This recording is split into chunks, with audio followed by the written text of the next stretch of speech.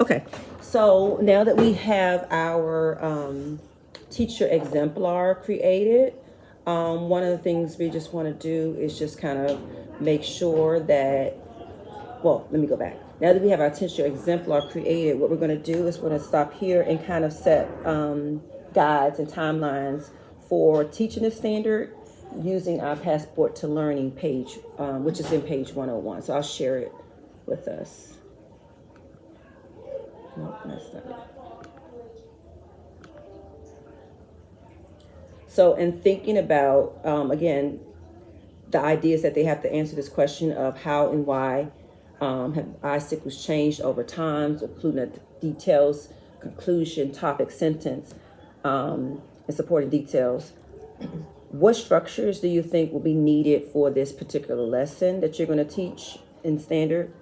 And thinking about, for example, how students, you mentioned this earlier, organization of their ideas, thinking about how they're going to be able to write these sentences. So let's talk that out so we can have a sort of a guideline or a guide to support. So to better assist the students with this assignment, I know this is a little more than what you're asking for, but it goes all together. I would show some images of the way bikes used to look and the way bikes look now. Mm-hmm. And I would ask the students what they notice about the differences. Okay. And then I would ask them. And so can I ask you this? When you're using that, right? How are you using that to connect it to that standard? Would be my question to you. It's getting them thinking about it. It's leading up to the brainstorm. So more of like a warm up, right? Because I hear you saying brainstorming, but remember, if we go back to our no-show chart, the no or the show has to be those details from the text, not just them looking at a bicycle. So I right, but our children need a lot of support. And so that's what we're talking about now. How are you going to provide that support where they're using the text? Because the standard is they have to write details from the text, not pictures. Right, but if they're going to use the image in their mind, they're going to see this, and it's going to have them thinking about it. Absolutely. And so then we're going to brainstorm. Okay, so what differences do you see? And then when they start to write, they're going to say, okay, I saw this and this is what we wrote. And those responses are going to be solicited from the students, not from me, because I don't give answers. I get it from them and I'll write it out. Mm-hmm. And so they'll be able to look and say, this is how, or these are some features of bicycles from a long time ago, and these are features that they have today. So am I hearing, so I hear you saying we're going to start with sort of like a warm up to get their brains moving into what the topic is going to be about.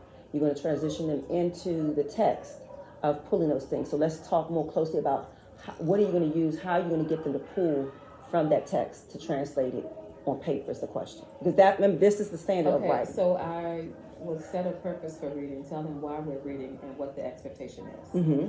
And so could they be used, what kind of organizer could they use, I guess, in a sense, that might help them? They could use a sandwich one. They could use a It's a sandwich. With the, I'm surprised you haven't heard of that one. I probably have, just so many different names for it. The bun. Oh, but with that, I would say, okay, so you're just saying start with that, like the topic, the details, and then the conclusion. Now, is that what you're referring to? Okay, yeah. The bun, the details, and then so let's select one now of what we're going to use. Let's be intentional and like, what are you going to use to set them? Because if they have to show how and why they've if I changed. Just had to choose one right now, I could say the bun. Okay, but will that help them determine how and why they've changed? Because you were saying earlier, you mentioned, okay, this was how they did it then, this is how they did it past. Mm-hmm. Because in the details, once they read and then they list some details, they will know why the bike has basically evolved over time. And then they could list it in the details, in the bun. Okay, so you're looking at that type of graphic organizer. I'm gonna check that. Okay. Also, with that and thinking about transitional words, how are you going to help them to understand how to include those transitional words within their writing? Actually, that would be something extra that I would have. I would have a list of transitional words, because I think that they would have a little difficulty coming up with some. They probably would come up with maybe 3. And I would want them to have a list that they could choose from.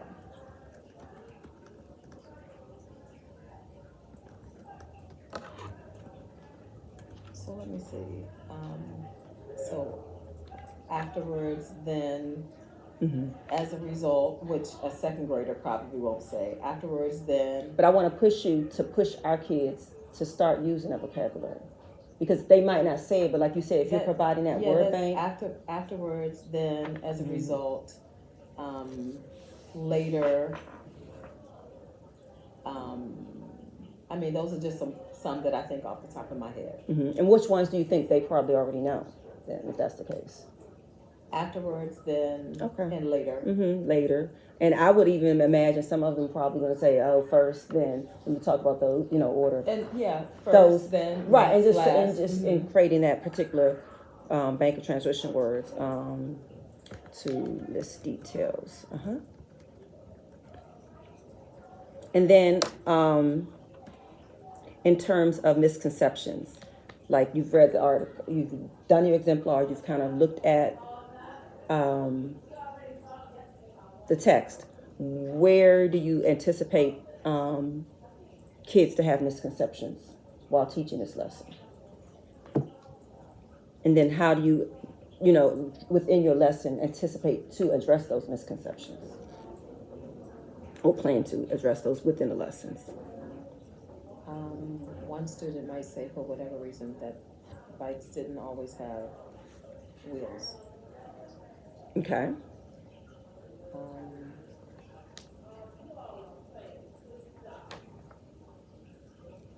If they see one of those big wheels in the front, they might say that bikes had only one wheel. And I want to push you away from pictures because we're moving into where it's just about the text. I really do want to push you away from that because we want them to dive in. And even though you're reading it aloud, I would say push them back to, let's reread this sentence or reread this text, or let's take a look at this versus the pictures, because again, all the texts are not necessarily, the pictures don't necessarily give everything that they need in driving the text. And again, back to the standard, it is writing, not look at the picture. Okay, one of the students might think that the wheels themselves were made of wood. Okay, and so what is your plan to anticipate, address that misconception? Show them in the text that it states what they were actually made of.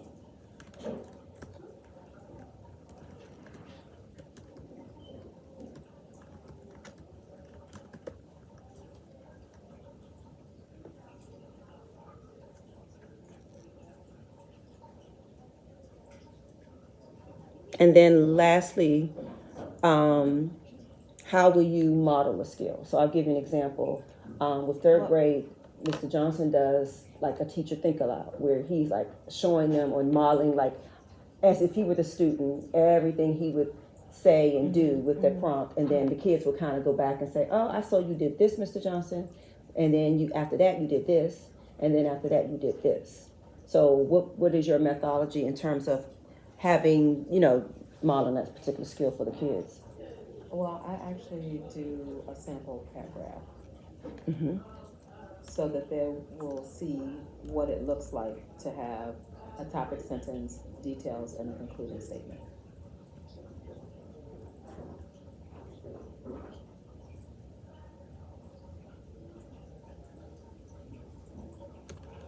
Spell this off. Yeah, I noticed mine was off too. It's just a typo. So you said sample paragraph to show topic sentence, details, and conclusion. I would even consider, like, we even within this text, right, of, hey, we're going to read this text. I'm going to show you what I expect you to do. So that kind of I'm going to do it. We're going to do one together, and then you're going to do the rest of the details on your own. What might be another way to look at it versus bring it in almost like I a. also use the sentence stems because a lot of them have that disconnect, getting it from here to the paper. So use the. So use the sentence. Did the lights just go down? I think they did. So that would be another. Wow.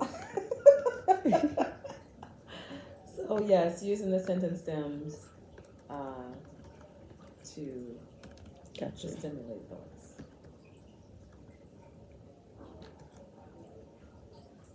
So I'm just adding to our notes about.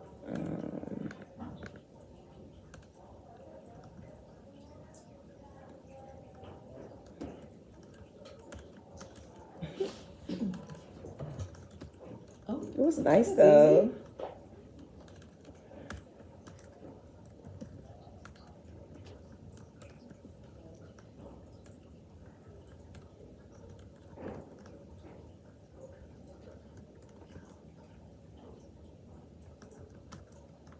Okay.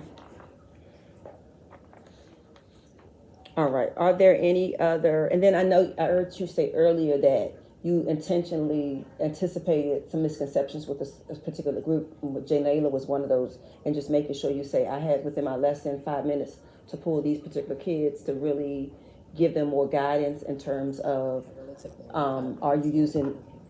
Stop. Let's see if you use the transition word here. Very good. Let's go to the next one. So just I want to list that as well.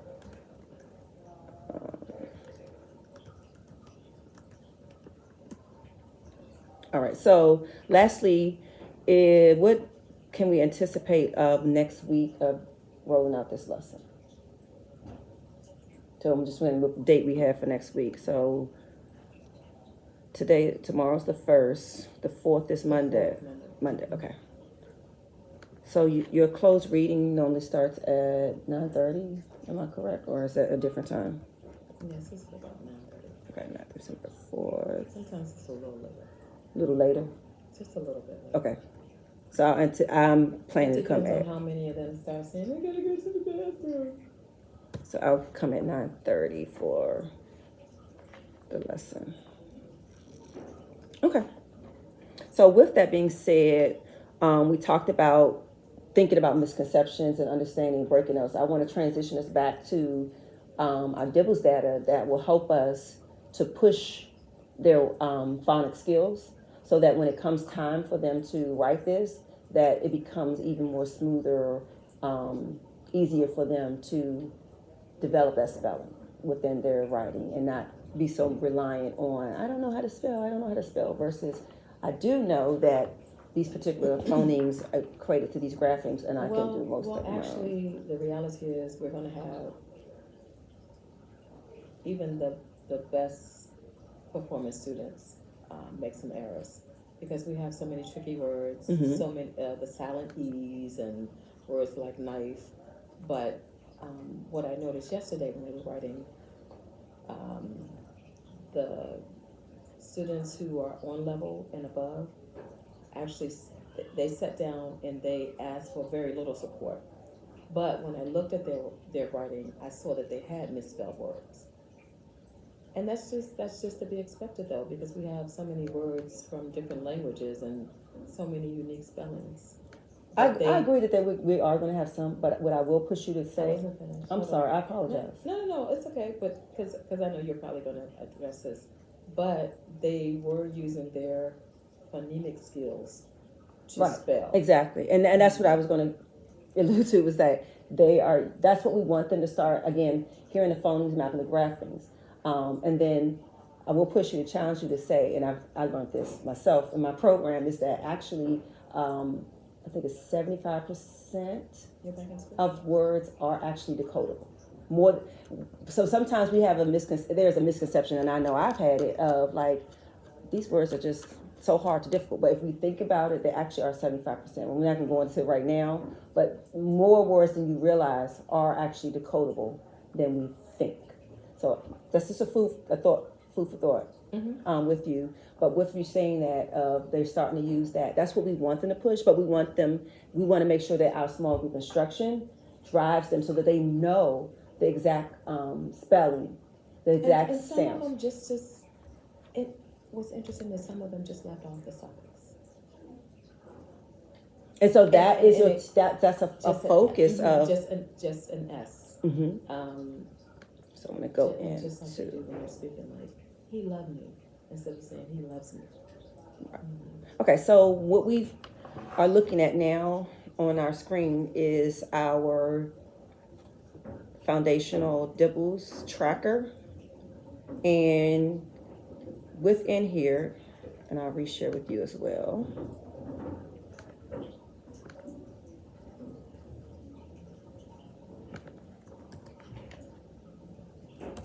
Shoot, Harvey is gonna be right.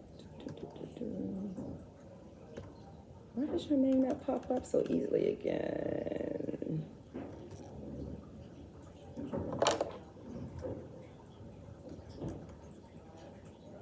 And it should come right to your email. There we go.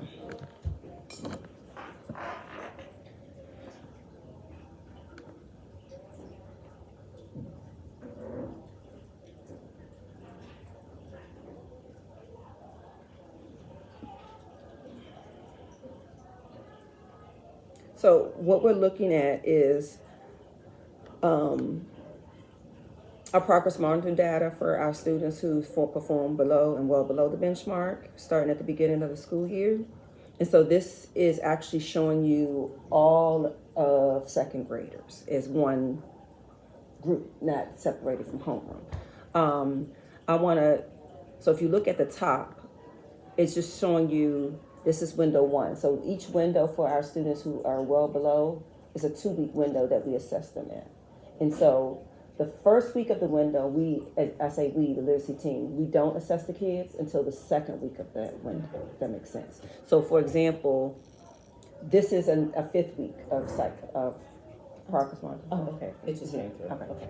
Thank you. So nobody's coming in your room right now or I'm not coming in right now to pull kids just yet to progress monitoring, but I'll be coming in next week because this is this 5th cycle that we're looking at. So I want to bring you to the 4th cycle. If you go to the tab that says Students Grade 2, and this will give us our most recent progress monitoring data.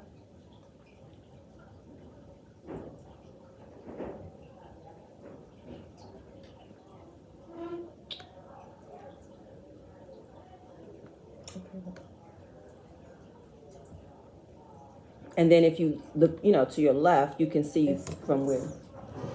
Oh, scroll right here, I'm sorry. Slide her over. Mm-hmm.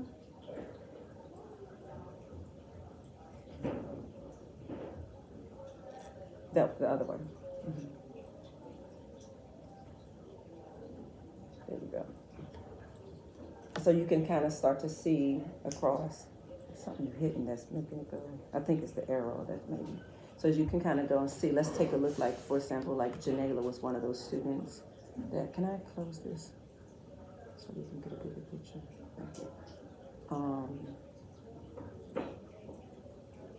Was one of the students that you mentioned that kind of like, oh my gosh, they really, made some growth and you were unexpected. Where is she?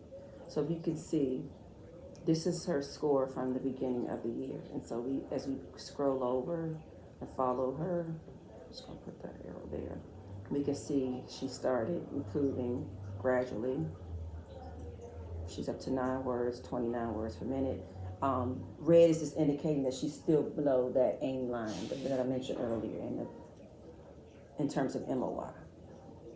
And then we go over to here, she's at 11, and then here's where she is now in terms of 45 and then 15 words read per minute. And so ultimately it should be 62. So one of the things this doesn't show is why is it that she's pushing on aim line with those words word wholly, but what's happening here with the actual letter sounds, that she's still slightly in the red. So that's one thing we want to look at. So in order to do that, to better understand, we need to dive into the probe itself to see, and I'm going to share it with you, what do we need to help her so that she can push and actually be more accurate in her sounds. So she is decoding. She's reading those words wholly based on this because she's done 15 and the goal is 20 come in the middle of the year. But somewhere there's some error. So let's take a look at what those errors, those miscues are in terms of her.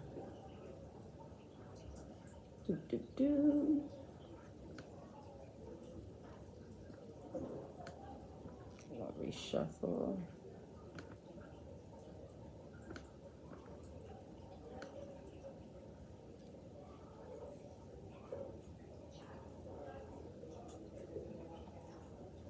Okay, here she is. Okay. So again, correction, 68 letter sounds, and she's pushing 45. So let's dive in to see what's happening with her in terms of that. So I'll give you a moment to look at and just thinking about where are you seeing miscues with her on the screen and what maybe are the position. Mm-hmm.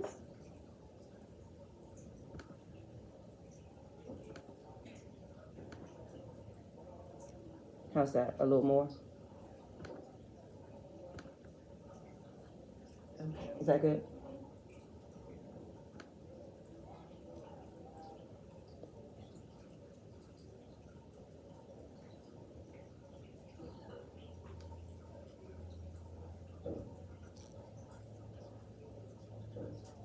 And I'll go back up here so you can kind of see. So it looks, if I'm, you gonna say it right because you doubting yourself a little bit. I feel like the last time we looked at it, you were like, and I'm like, yes, you do. You're saying it right. So let's look at Lom. What did she do for Lom? For Lom, she did everything correctly. Yeah, she read the whole word. She didn't tap out any sounds. The automaticity was there, right? And it's like just. Okay, so what I was thinking is that she's like saying instead of saying sem. Exactly. So that's what she did. She did and then sem, which is different from what she started with doing. And then if you notice what happened, the next word. That's a TUT. She misidentified the initial sound. Yes. Now let's talk about where that happened. So she literally did t, and then she made it done sut or cut. So she said the sounds correctly, but when she went to read it wholly, she made an error again, like you just mentioned, in initial. So does that indicate that she needs practice with the T sound based off of that? What do you think? Not necessarily. Right, exactly. She correctly identified it at the end. And again, So she actually identified it at the beginning, but just read it somehow. Correctly. Right. And she's just a little nervous anyway. She's sweet and she doesn't have a lot of confidence. Listen, I'm gonna give you notes from when I did her. She was rolling. No, but I have to tell you what I see, and she never participates. She's always just quiet. And you're gonna bring it out of her. That's all. I'm saying that. I say that to say I'm not discrediting what you're saying. No, I know. I'm saying as if she has it in her. That's why I was surprised to hear that. I'm happy, but she never participates. And you got to, that's part of the strategy of when we talked about with that reteach plan of you saying, let me pull her in that 5-minute small group while the others are writing their response and making sure that she's on target and thinking about making sure. So that is positive. And so if you look across, she's consistently sound, blending the whole words. So if we go back to your tracker and thinking about why do you think she might be perhaps a little lower in the letter sounds, but she's reading those whole words? Think about what she's doing. Think about this is a 1-minute time test. So if I'm doing sound, blend for pretty much every word, then my not accuracy. Automaticity. Yeah, thank you. 4 letter sounds becomes a little slower or less. Instead of her just mud, hum, m, because again, she's showing pretty much accuracy in terms of the letters. And again, if you look at she didn't have a problem with that t sound. And it's interesting that she read that one wholly. Does that have something to do with because it's a VC word, just the 2 sounds.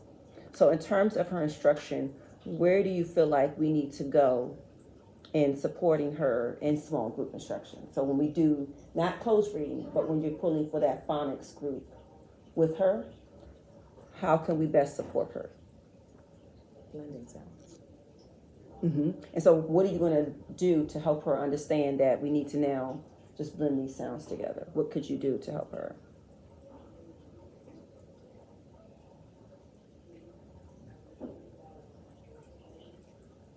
Practice blends.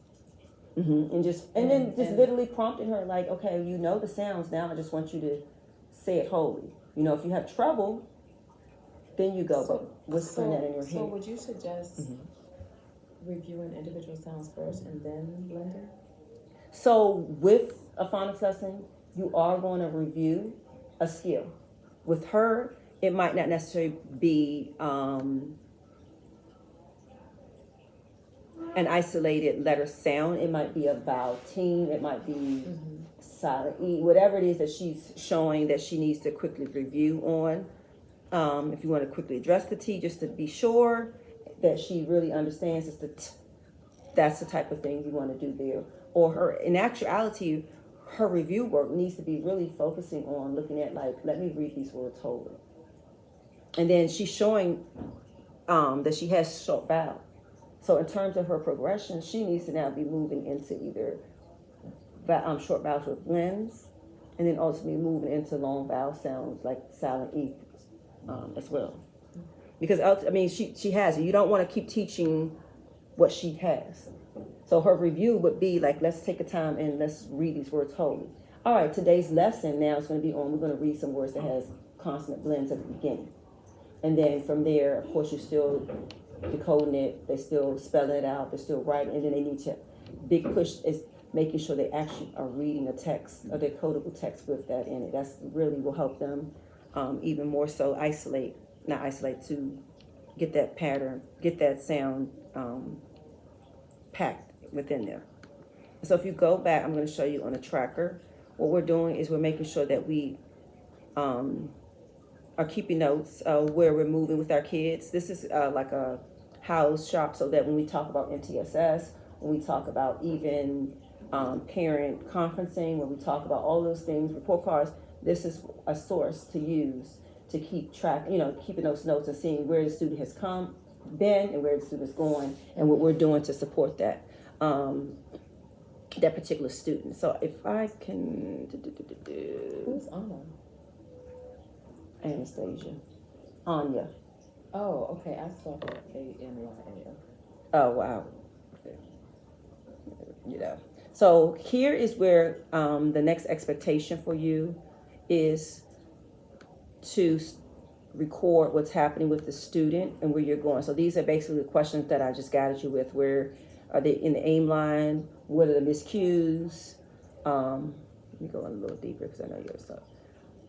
What are you noticing and thinking about how far they are from the aim line? Like Janela, she was 14, so she's right on point.